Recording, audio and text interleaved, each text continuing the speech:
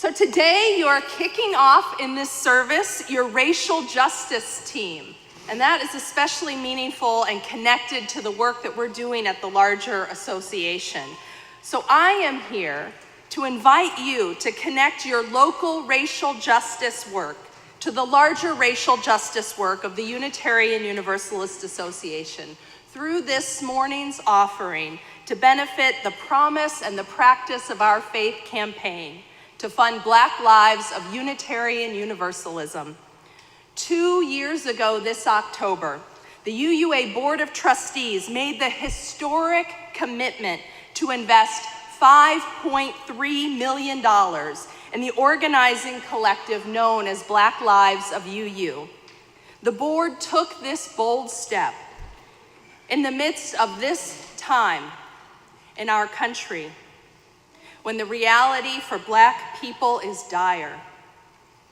We see this reality in the continual extrajudicial killings of Black people, in the rise of mass incarceration, in the systemic divestment from communities of color, and in the rising number of hate crimes in this country, and the emboldened embrace of both racist rhetoric and policy at the highest levels of our government.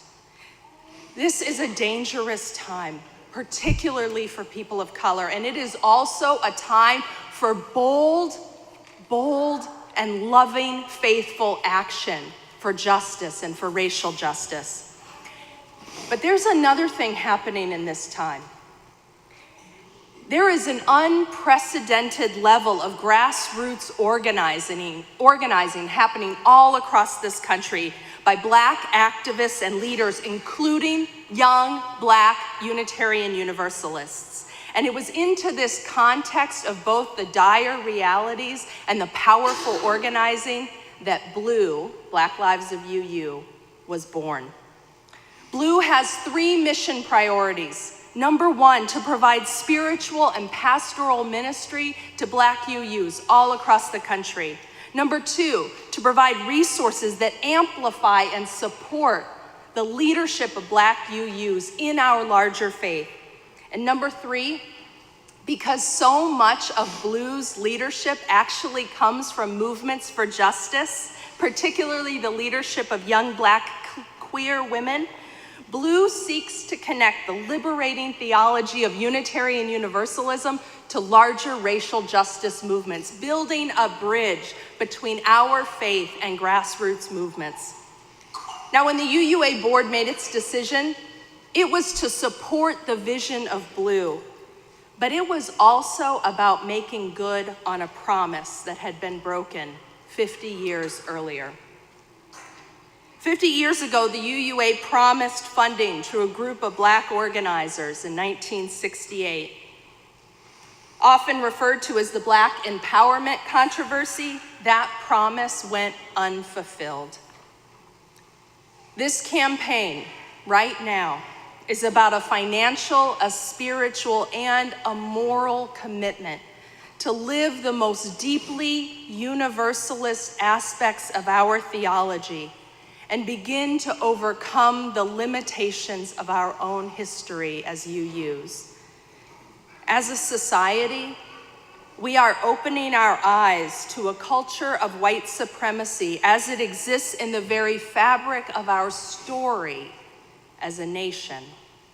And as an association, we are actually on the leading edge in addressing the ways that this culture has shaped our values, our assumptions, and our norms as religious communities.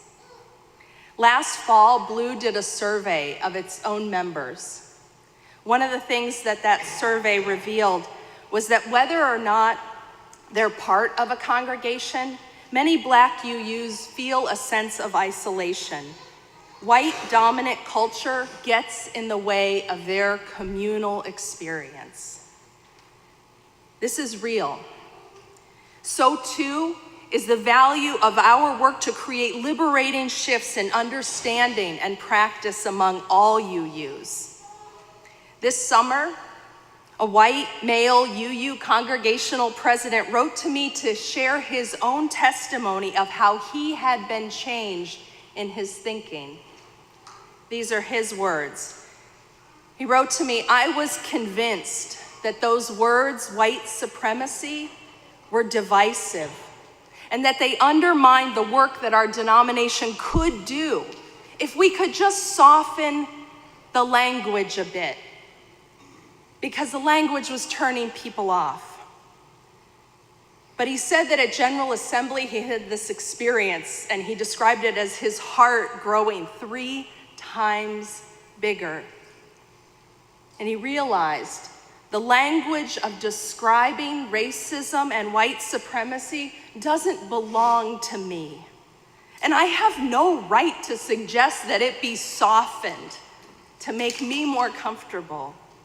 In fact, my wanting to change the language is an illustration of the problem. Let's just hold that. Wow.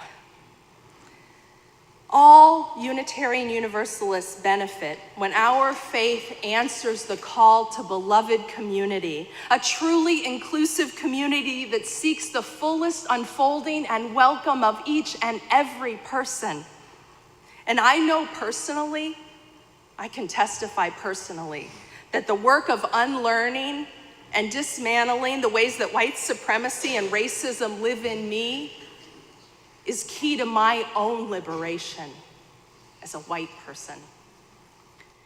Now, to date, I am pleased to share that the UUA has already raised $3.7 million towards this goal of $5.3 million.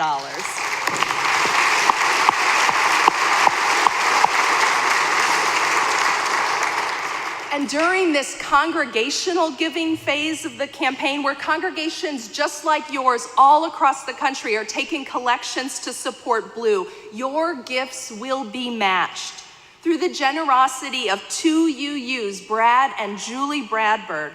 All congregations that contribute at least $10 per member to the campaign will have their gifts matched dollar for dollar. So that's the threshold, $10 per member. All congregations that reach that will have that gift matched.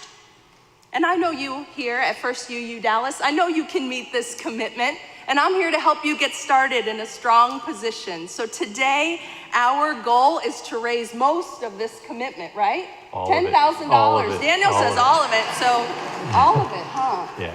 All right, well, you might need my help on this. So, this is a historic moment. This is a defining time in our country.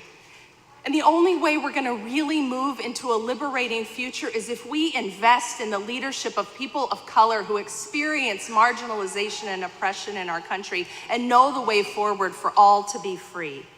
We are getting a second chance as Unitarian Universalists to correct our own past and to live into a new future.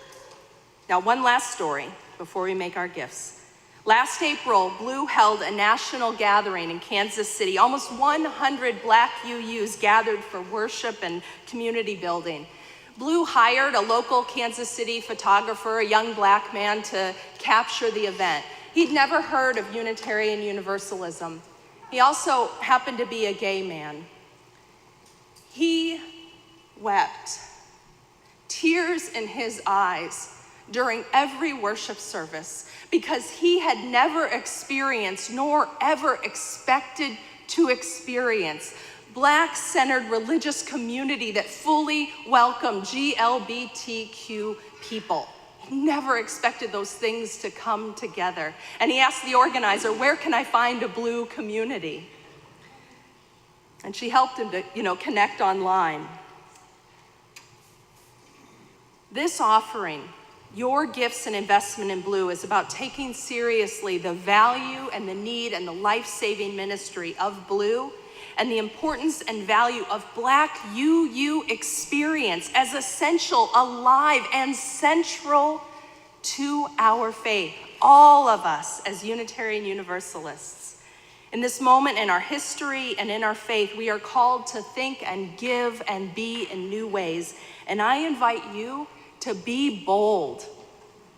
to be bold in your commitment toward fulfilling this vision of a radically inclusive, justice-centered UU faith by investing meaningfully in this young group of leaders, of Black leaders in our faith.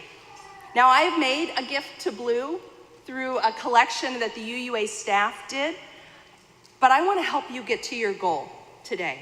So I am contributing $100 towards First UU Dallas's commitment to the Promise and the Practice campaign. And I want to challenge you to join me in giving generously and meaningfully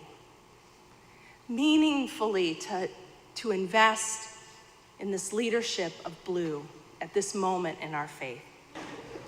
What do you say to that? That's it.